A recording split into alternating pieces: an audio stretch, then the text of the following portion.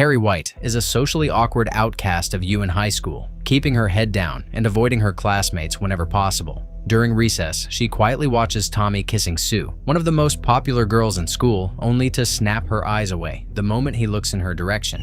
Shortly afterward, PE teacher Ms. Rita orders the girls into the pool for water volleyball. She encourages everyone to stop being afraid of the ball, but when the other girls send it flying toward Carrie at the edge of the pool, she predictably freezes. Rita gently pushes her to stop isolating herself and join in, so Carrie finally tosses the ball back straight into Sue's face. Chris immediately bursts out laughing, and the rest of the girls follow. Sue sarcastically comments on how hilarious it is, while Carrie awkwardly laughs along, mistakenly believing they are laughing with her. Sue quickly crushes that illusion by cursing at her and firing the ball back, triggering another wave of laughter. After PE, Carrie waits until nearly everyone has finished showering before stepping inside alone. While washing, she suddenly gets her first period. Because her deeply religious mother never taught her anything about puberty or basic female biology, Carrie sees the blood running down her legs and genuinely believes she is dying. Terrified, she grabs Sue and begs for help, only for Sue to shove her away. The girls soon realize Carrie is having her period. Chris offers her a tampon, but Carrie is too hysterical to understand, crying uncontrollably and begging someone to save her. But instead of helping, the girls start pelting her with tampons, while Chris records the entire humiliation on her phone. Ms. Rita finally storms into the locker room and orders everyone aside. The girls immediately fall silent as she reaches Carrie, trying to calm her and clean her up. Carrie keeps insisting that she is in pain and something is terribly wrong, until Sue quietly explains that Carrie probably does not even know what is happening to her. Carrie's panic only intensifies, forcing Rita to slap her back to reality. She orders the other girls out, then reassures Carrie that what she is experiencing is completely normal. At that exact moment, an overhead light flickers and explodes, stopping the girls outside in their tracks. A short while later, Rita sits with Carrie in the principal's office, apologizing for the slap, while carefully explaining her period and noting that most girls experience it years earlier. Principal Henry suggests counseling, but first, he wants the names of the students who tormented her. Rita identifies Chris Hogan and her friends, yet Carrie refuses to confirm anyone's involvement. With Carrie unwilling to speak, the principal gives Rita permission to punish the girls herself. He also insists that Carrie's mother, Margaret, must be informed, which terrifies Carrie far more than the bullying did. Henry admits he knows Margaret has hated the school ever since the state blocked her from homeschooling Carrie, but contacting her is unavoidable. As Carrie's distress rises, a nearby shark tank suddenly shatters without explanation. She storms out of the office, still replaying the humiliation while students continue mocking her in the hallway. Carrie closes her eyes, struggling to calm herself, only to reopen them and find Margaret standing directly in front of her. After school, Ms. Rita catches Chris proudly showing the locker room video to her boyfriend, Billy. Nearby, Sue watches Carrie leave with Margaret while Chris excitedly recounts every detail of the incident. Once they reach home, Carrie confronts her mother outside, demanding to know why she was never taught about periods or the changes girls experience while growing up. She explains how her classmates laughed, humiliated her, and threw tampons at her, but Margaret coldly says they will discuss it inside. Carrie refuses, insisting she does not want to enter the house with her. Still sitting in the car and trying to compose herself, Carrie is interrupted by a passing boy who mocks her. Crazy Carrie! Crazy Carrie! She glares at him, and his bicycle suddenly swerves out of control, throwing him onto the ground. Horrified, the boy scrambles up, grabs his Ferrari, and rides away without looking back. Carrie is left staring after him, realizing that the exploding light and shattered tank may not have been accidents. When she finally enters the house, she finds Margaret repeatedly smashing her own head against the wall while begging God to forgive Carrie for falling into sin. Carrie pleads with her to stop, but Margaret launches into a sermon, declaring that Carrie is now a woman and claiming the first biblical sin was the sin of blood, which eventually created carnal desires and consensual intercourse. Carrie immediately points out that none of this is actually in the Bible. Margaret ignores her and continues praying for God to open Carrie's eyes. Carrie insists she is not Eve and has committed no sin, but Margaret accuses her of showering beside other girls and entertaining lustful thoughts. Carrie explains that showering after PE is mandatory, yet Margaret insists she must live differently because God watches everything. When Carrie raises her voice, Margaret strikes her and declares that she will not allow Eve's punishment to fall upon her daughter. Carrie counters with scripture, reminding her that God is merciful and forgiving, but Margaret dismisses her and demands they pray together. Carrie finally stands her ground, declaring that she has not sinned. Margaret has. The accusation sends her mother into a rage. Margaret grabs Carrie, drags her across the room, and locks her inside the cramped prayer closet until she repents. Furious and terrified, Carrie pounds against the door as deep cracks begin spreading through the wooden frame. Turning toward a nearby statue of Jesus, she freezes, convinced that barbecue sauce is slowly dripping from its wounds. Elsewhere, Sue sits with Tommy in the back of his pickup truck, but their quiet moment is interrupted when she suddenly pulls away. Tommy follows and asks what is wrong, and Sue admits she cannot stop thinking about what happened to Carrie. He assures her that Chris's actions were not her fault, but Sue confesses that she also threw tampons. Tommy tries to comfort her by admitting he once bullied a boy named Danny Patrick, who had picked on him in 6th grade. He asks whether Sue apologized to Carrie, only for her to turn the question back on him. Did he ever apologize to Danny? Meanwhile, Chris spends the evening with Billy and Teeny, showing none of Sue's remorse. After Billy jokingly encourages her to make out with Teeny, Chris brushes him off and kisses Billy instead. Teeny worries that the locker room incident could land them in detention, but Chris insists the school should be thanking them for giving Carrie tampons. She then decides the humiliation deserves a larger audience. Despite Teeny warning that the video could expose them, Chris creates a fake social media account under Carrie White's name, fills it with fabricated details, and uploads the footage for the entire school to see. Back at the White residence, Margaret calmly sews while humming hymns, behaving as though nothing happened. Eventually, she unlocks the prayer closet and finds Carrie asleep on the floor. She gently wakes her and asks whether she has finished praying. Carrie quietly says yes, and the two briefly embrace, slipping straight back into their disturbing version of normal. The following day in PE, Ms. Rita reminds the girls that prom and graduation are approaching, making the coming month one of the biggest periods of their lives. She asks Chris who she is attending prom with, and Chris proudly names Billy Nolan, despite him not attending their school. Rita sarcastically wonders whether she will buy him a boutonniere or simply tape a tampon to his jacket. Knowing exactly where the conversation is heading, Chris says she has no interest in another lecture, but Rita is only getting started. She turns to Sue and asks whether she and Tommy still plan to campaign for prom king and queen. Rita admits she would have voted for Sue before witnessing how she treated Carrie, but no longer believes she deserves the crown. She then reveals that someone uploaded the locker room video online, turning Carrie's humiliation into entertainment for the entire school. The mention of the video immediately catches Chris's attention, but Rita has already decided on their punishment. Every girl involved must complete a grueling hour of suicide sprints. Chris flatly refuses, so Rita makes the consequence clear. Anyone who refuses loses the privilege of attending prom. As the girls prepare to run, Rita tells them to spend every lap imagining what it felt like to be Carrie White.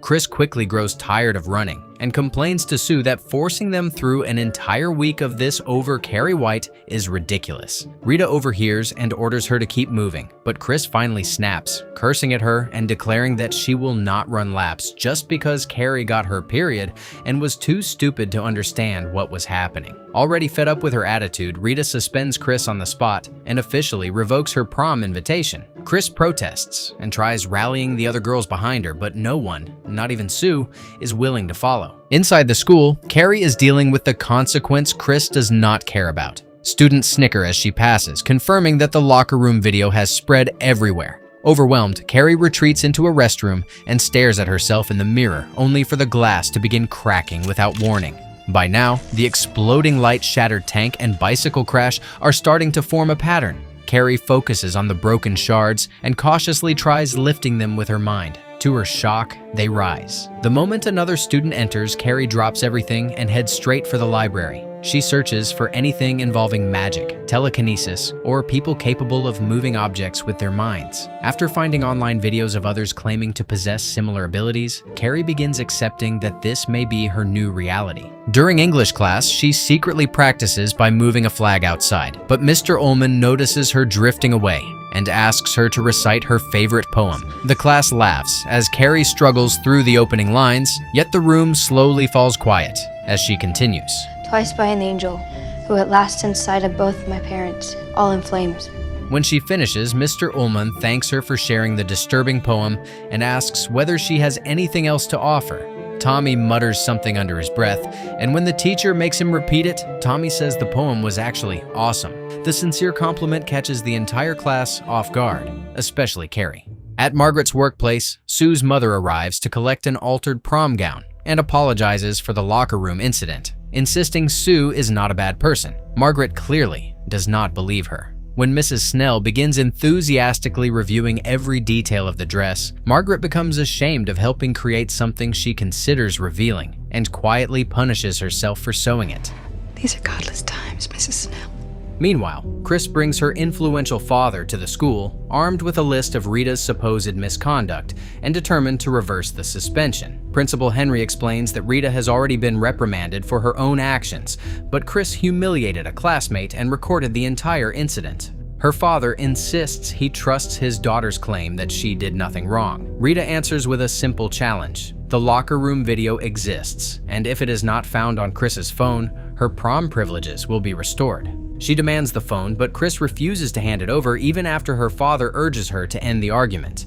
With her punishment now impossible to overturn without exposing herself, Chris confronts Sue and the other girls for abandoning her. She demands to know why Sue, of all people, refused to defend her. Sue admits she feels guilty about what they did to Carrie and believes they deserved the punishment. As she tries to leave, Chris accuses her of completing the runs only because she has always dreamed of becoming prom queen. Sue walks away furious, only to return home and find her red prom dress waiting for her. That evening, Carrie pushes her abilities further. Inside her bedroom, she levitates books, furniture, and eventually the entire bed through concentration alone. Hearing the disturbance upstairs, Margaret grabs a kitchen knife and cautiously approaches. Carrie quickly lowers everything, slips beneath the covers, and pretends to be asleep. Finding nothing visibly wrong, Margaret lowers the knife, adjusts her daughter's blanket, and quietly leaves, still unaware of how powerful Carrie is becoming. The next day, Sue approaches Tommy on the baseball field with an unexpected request. She wants him to take Carrie to prom instead of her. Tommy refuses, pointing out that Carrie may reject him even if he asks. Sue reminds him how Carrie looked at him after he defended her poem in class and insists she deserves one unforgettable night of feeling accepted. Tommy still wants to attend with Sue, but her guilt will not let her enjoy the evening while Carrie remains alone. Eventually, he agrees. During lunch, Tommy approaches Carrie's table after failing to find her in the library. When he later asks her to prom, Carrie immediately assumes it is another cruel joke. Panicking, she runs before he can explain. Rita soon finds her crying in the locker room, where Carrie admits that Tommy invited her, but she has no idea whether to trust him. Rita encourages her not to dismiss the possibility, yet she also warns Sue and Tommy that if this is another prank, they need to stop before they hurt Carrie even more. Tommy refuses to let Carrie believe the worst. After school, he drives to her house and waits outside, terrifying Carrie because she knows how Margaret feels about boys. He refuses to leave without an answer, so Carrie finally agrees on one condition. He must bring her safely home by 10:30. For the first time, she allows herself to believe she might experience one normal night. Carrie eagerly shops for a prom dress, but everything she likes is far beyond her budget. Rather than give up, she buys fabric and decides to make one herself. While shopping, she crosses paths with Chris, who is furious to see Carrie preparing for the same prom she's been banned from attending. Watching Carrie prepare for prom turns Chris's resentment into a plan, and she begins plotting revenge with Billy and their friends. Back home, Carrie tells Margaret that she accepted Tommy's invitation and will be attending prom. Margaret immediately forbids it, calling the dance sinful. After years of being controlled, Carrie finally loses her temper, and objects throughout the room begin rising around them. Margaret interprets the display as proof that the devil has possessed her daughter, and starts praying louder. Carrie orders her to stop, but every word only makes Margaret pray harder. Carrie responds by lifting her mother completely off the floor. Suspended helplessly in the air, Margaret finally falls silent. Carrie gently lowers her back down and calmly makes one thing clear: she is going to prom. Meanwhile, Billy takes Chris to a pig farm and reveals that he has decided to act on her hatred of Carrie. He asks her to choose whichever pig resembles Carrie most, and Chris happily selects one. When Billy's friend loses his nerve and cannot strike it, Billy handles the job himself before inviting Chris to do the honor of butchering it. With a little encouragement, she does so with disturbing enthusiasm. After collecting the pig's blood, the group secretly enters the school gymnasium and rigs a bucket above the prom stage. The plan is brutally simple. Manipulate Carrie into standing beneath it, dump the blood over her, and humiliate her in front of the entire school. On prom night, Carrie applies a little makeup and slips into the dress she made herself. Margaret criticizes her appearance, urges her to cover up, and warns that everyone at the dance will laugh at her. Carrie insists Tommy is kind and nothing like the others, but her mother refuses to listen. They're all gonna laugh at you. Mama, stop it.